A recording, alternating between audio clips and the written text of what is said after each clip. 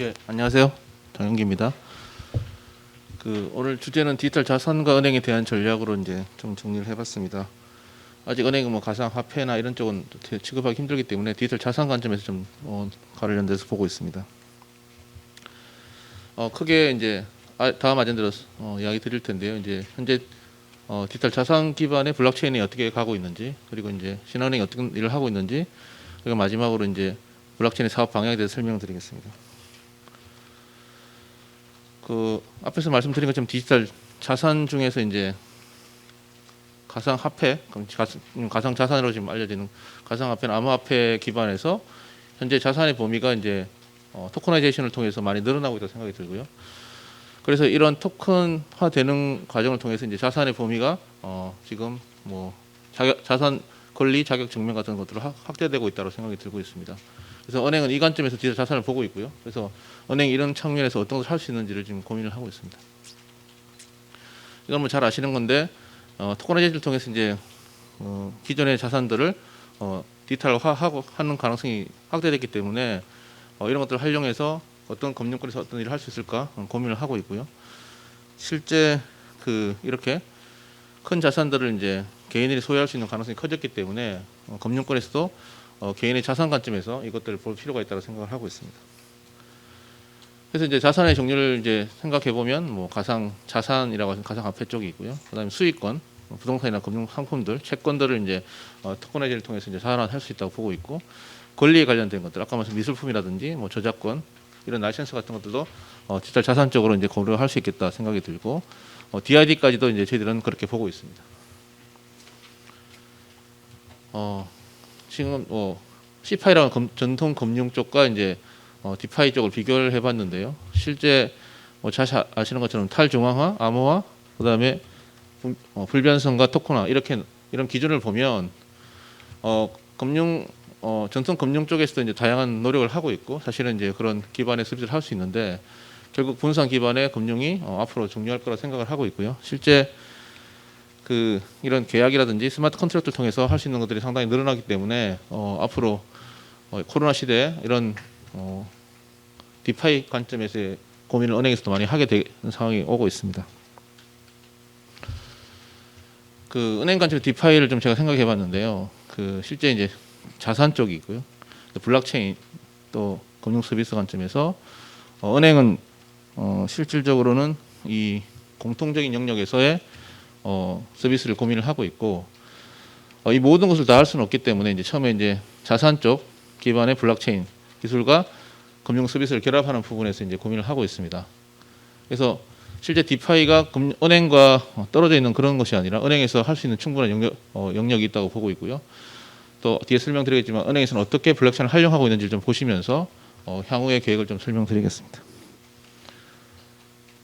그래서 이제 자산 관련해서 좀 몇 가지 설명드릴 텐데요. DID 기반에서 보시면 이제 아시는 것처럼 이제 기존에 신원 아이덴티피케이션을 어떻게 하는지를 뭐 잘 아시는 것처럼 이렇게 발전돼 왔고, 지금은 이제 자기 주권 기반의 신용 모델 DID가 활성화되고 있습니다.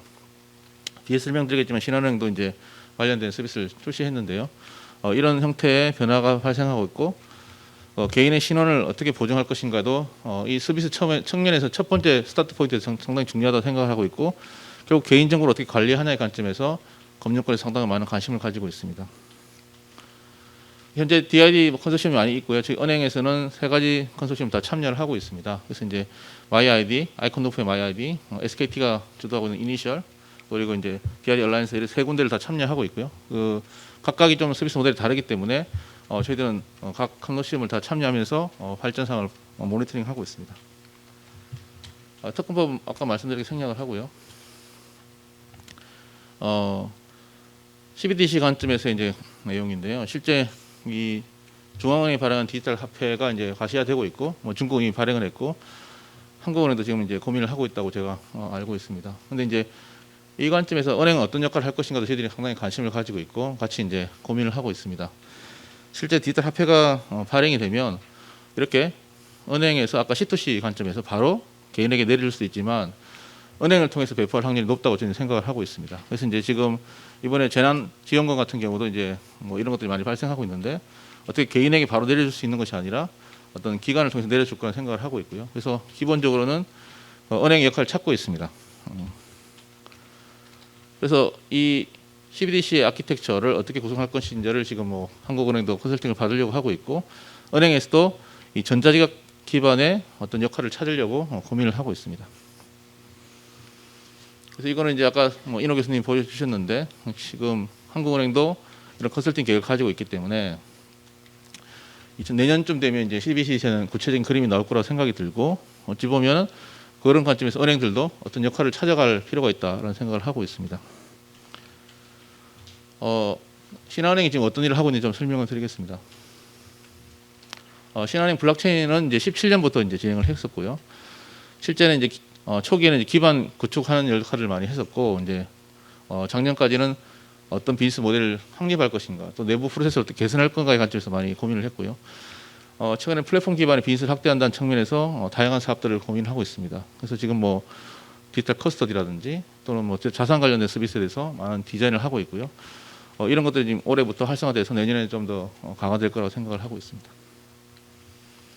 현재까지 이제 신한은행이 진행했던 과제를 전체 정리한 건데요. 대부분 다 이제 대외적으로 저희들이 공유를 했는데, 최근에 이제 블록체인의 자격 검정, 이제 외부 기관에 대한 자격 검정들을 완성했고요. 그다음에 정책자금 플랫폼들을 최근에 지난주에 저희들이 출시했습니다. 그리고 이제 DID 관련 솔루션을 만들었고요.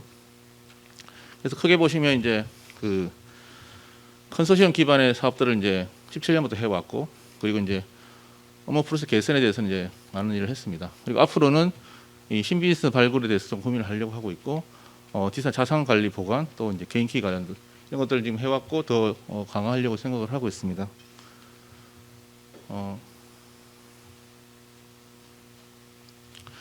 블록체인 자격 검정 서비스인데요. 이거는 이제 저희들 은행이 갖고 있는 그 닥터노이라는 그 의사들이 갖고 있는 그 대출 상품에 대해서, 여실슨 상품에 대해서 이제 적용을 한 건데요. 기존에 그 이런 의사가 대출을 받을 때 이렇게 복잡한 프로세스를 밟아서 진행을 했고, 이 자격을 검증하기 상당히 시간이 걸렸는데, 블록체인을 통해서 이제 실시간으로 형태를 바꿨고요. 그래서 지금 2, 3일 걸리던 것이 실시간으로 바뀌었고, 그리고 개인정보에 대한 취약성을 개선했습니다. 그래서 이제 상당히 대출도 늘어나고 있고 효과를 가지고 있고요. 이런 것이 이제 좀 블록체인을 통해서 내부 프로세스를 개선하는 데 이제 적용한 사례라고 볼 수 있고, 이제 블록체인이 이제 어떤 가상화폐만 머무르는 것이 아니라 그 아키텍처 관점에서 상당한 혁신을 할 수 있다라는 생각을 하고 있어서 우리들이 이런 것들을 많이 적용을 하고 있습니다.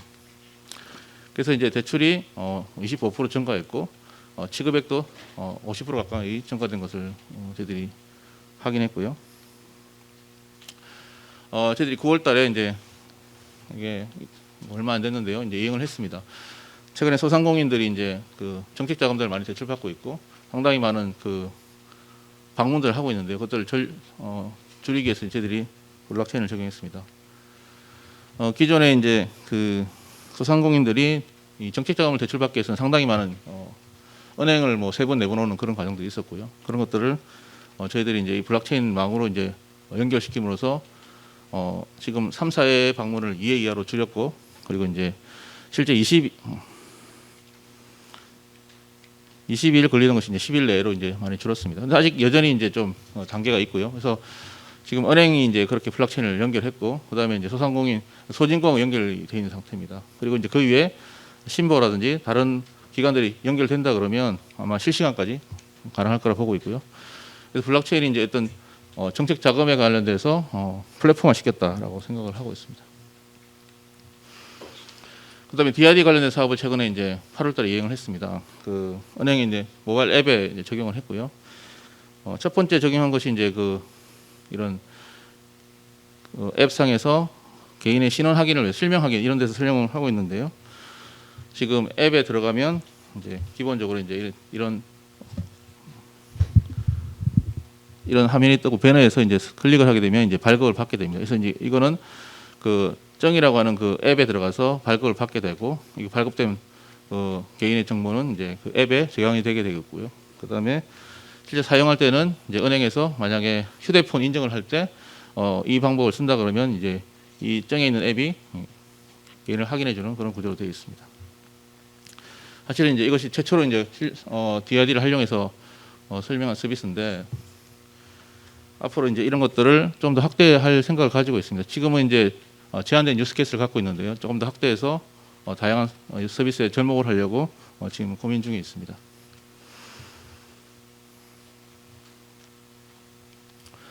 그 다음에 디지털 지역 화폐 플랫폼인데요. 이건 아까 정책장과 관련돼서 같이 고민할 수 있고 저희들이 이제 앞으로 향후 이런 그 지역 화폐라든지 이런 것들이 디지털화 된다 그러면 플랫폼화 시키고 은행이 거기에서 플랫폼 역할을 할 수 있는 그런 기회가 있을 거라 보고 있고요.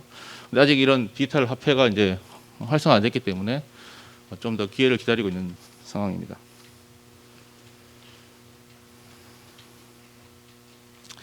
그다음에 디지털 자산 보관 서비스 저희들이 이제 이거는 18년도에 추진을 했는 파일럿인데요. 개인이 갖고 있는 디지털 자산을 이제 은행에서 보관하는 개념을 이제 활용을 해서 파일럿을 진행했고 실제 개인이 갖고 있는 정보를 이제 앱상에서 관리할 수 있게끔 해주는 그런 서비스입니다.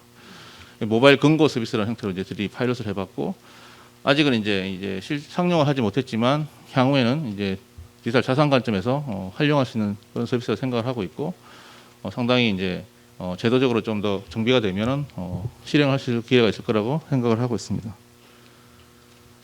그다음에 개인키 관리 서비스는 작년에 저희들이 이제 헥슬란트하고 그라운드 X하고 진행을 했고요. 실제 PKM에서 관점에서 이제 개인키를 관리하게 되는 그런 구조로 되어 있습니다. 지금 특히 B2B 관점에서 개인키를 관리할 수 있는 그런 서비스를 만들었고요. 이것도 파일럿으로 진행을 했습니다. 그래서 이제 은행에서 디지털 자산 관련돼서는 이제 은행이 갖고 있는 신뢰성이라든지 이런 보안성을 강조하고 있고 그런 관점에서의 디지털 자산에 관련되는 여러 가지 키라든지 자산을 관리하는 그런 서비스를 이제 그동안 진행을 많이 했습니다. 그리고 신한 금융 전체 이제 글로벌 통합 인증을 저희들이 블록체인 기반으로 이제 설계를 해서 진행을 했는데요. 아직 허가를 못 받아서 운영을 못했지만 이제 그룹사 내에서는 이제 블록체인 기반으로 통합 인증을 할 수 있는 그런 플랫폼을 구성을 했고요. 그래서 이제 그룹 내에서 이 서비스를 활성화시켜서 이제 그 외부로 확장하려고 하는 계획을 갖고 있습니다.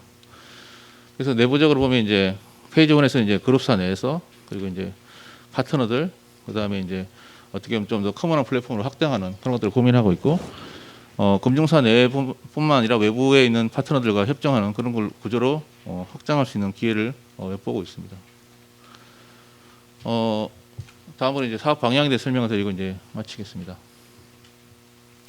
이건 잘 아시는 그림인데요. 실제 이제 C2C 관점에서 이게 미래는 이렇게 될 거라고는 다 기대를 하는데 그럼 과연 은행이라든지 금융기관이 여기 빠질 것이냐? 저는 그렇게 생각을 하지 않고요. 이제 이 플랫폼들이 사라지면서 개인 거래가 가능하지만 완벽한 C2C가 실현될 수 있다고 생각을 하지 않습니다. 그래서 은행도 거기에서 역할을 할 수 있다고 보는 것이고 특히 디파이 관점에서 아니면 뭐 프로세스 개선 관점에서 상당히 역할을 할 거라고 기대하고 있고 이런 시대에 어떤 역할을 할 것인가가 지금 가장 큰 은행의 고민이고요. 그래서 은행에서 블록체인과 이 금융을 어떻게 결부할 것인가는 고민을 하고 있습니다. 그래서 지금 이제 그 자산 관점에서 여러 가지 기회가 생기고 있기 때문에 과거에는 저희들이 주로 프라이빗 플랫폼 기반으로 이제 서비스를 만들었고요. 지금 많은 것들이 이제 프로세스 개선 관점에서 개발된 것들은 프라이빗 플랫폼으로 완성이 되고 있는데 퍼블릭에 대한 사용이 좀 적었던 게 사실이고요. 근데 지금은 먼저 조금씩 밸런스를 맞춰가고 있다고 생각이 들고 어떤 자산이라든지 뭐 DID, CBDC 같은 관점에서는 이제 퍼블릭을 쓸 수 있는 기회가 생기고 있다고 보고 있습니다. 그래서 향후는 좀 밸런스를 가질 수 있을 것 같고 그렇기 때문에 이제 이 플랫폼 간의 어떤 연결성 같은 것도 중요해질 거라고 생각을 하고 있습니다. 그래서 플랫폼이 이제 여러 개 이제 생기다 보니까 이제 이 플랫폼 간의 정합성이라든지 이런 서비스의 연결성을 이제 따질 수밖에 없고 은행도 지금 상당히 많은 플랫폼이 들어가 있고요. 그래서 플랫폼 간의 어떤 그 네트워크를 만들 수 있는 그런 고민도 같이 해야 될 필요가 있다 생각이 들고 지금 저희들 정책 자금이라든지 다양한 서비스들이 연계될 수 있는 그런 플랫폼들이 내부적으로 고민이 필요한 시점이 되고 있습니다. 그래서 이제 그 뭐 지향점이라고 보일 수 있는 그림인데요. 이제 1단계로는 사업 추진 기반을 마련했고 그래서 이제 블록체인 인프라들을 이제 초기에 도입을 해서 이제 테스트하는 것들을 해봤었고요. 지금은 이제 기존 비즈니스 플랫폼들을 이제 어떻게 보면 연결할 것인가에 대한 관점이 있고 새로운 서비스에 대한 경쟁력을 강화시키는 그런 것들을 확산을 하고 있고요. 이제 결국 플랫폼화 해야 된다는 생각을 가지고 있습니다. 그래서 이제 실제로는 플랫폼 기반으로 새로운 서비스를 만들 수 있는 그런 고민이 있어야 되는 것이고 그다음에 페이먼트라든지 커스터디 쪽으로 이제 플랫폼을 확장하는 그런 것도 고민을 하고 있고 아마 조만간 관련된 뭐 어떤 서비스를 좀 발표하려고 고민을 하고 있습니다. 그래서 아키텍트 관점에서 보시면 이제 제일 밑단에 있는 그 인프라가 있고요. 그 위에 이제 다양한 플랫폼들이 존재할 것이고 그 위에 서비스가 올라갈 거라고 보고 있습니다.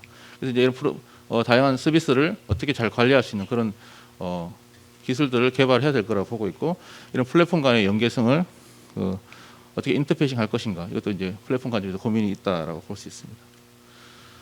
그 위에 이제 다양한 이제 실제 서비스가 올라갈 것이고 오픈 API 기반으로 대외와 연결하는 그런 구조를 생각하고 있고요. 사실은 이제 이거는 우리의 청사진이고 아직 뭐 초기라고 생각이 들고요. 지금 이런 기술적인 관점에서 이제 다양한 기업들과 협력이 필요하다고 생각을 하고 있습니다. 그래서 지금 앞에서 이제 그 여러 가지 사업을 설명드렸고 사업들이 이렇게 발전을 해 가고 있습니다. 그래서 이제 어찌 보면은 그룹 내부의 개발, 프라이빗한 개발을 위해서 형태계 확산에 대한 방향성이 있고 또 이제 개선 관점에서 이제 신서비스 관점 이렇게 이제 축을 보면은 초기에는 이제 그런 내부적인 서비스를 개발을 많이 했었고요. 지금 완료해서 이제 오픈한 서비스들이 이렇게 있고 또 이제 점점 이 방향으로 나아가고 있다고 생각이 들고요. 이제 뭐 디지털 지갑이라든지 이런 커스터디 쪽, 이게 페이먼트 플랫폼 쪽으로 향후에 좀 더 고민을 하려고 생각하고 있습니다. 그래서 실제 그 금융권에서 블록체인 기반으로 할 수 있는 서비스 상당히 다양하다고 보고 있고 이런 프로세스 개선은 뭐 여전히 할 것이 많다라고 생각이 들고 있습니다. 그런데 이제 사업 관점에서 이제 이런 것들이 어찌 보면 제도적으로 특검법 같은 것이 좀 더 시행력이 구체화되고 또 제도권으로서 들어온다 그러면 은행도 이런 분야에서 사업을 더 할 수 있는 기회가 있을 거라고 생각이 들고요. 그래서 사실은 이제 이런 분야를 하면서 이제 다른 외부에 있는 여러 파트너들과 어떻게 사업을 만들 것인가라는 고민을 하고 있고 또 은행 혼자서 못하기 때문에 뭐 외부의 사업자와 협력 모델을 많이 고민을 하고 있습니다. 네, 이상으로 발표를 마치겠습니다. 감사합니다.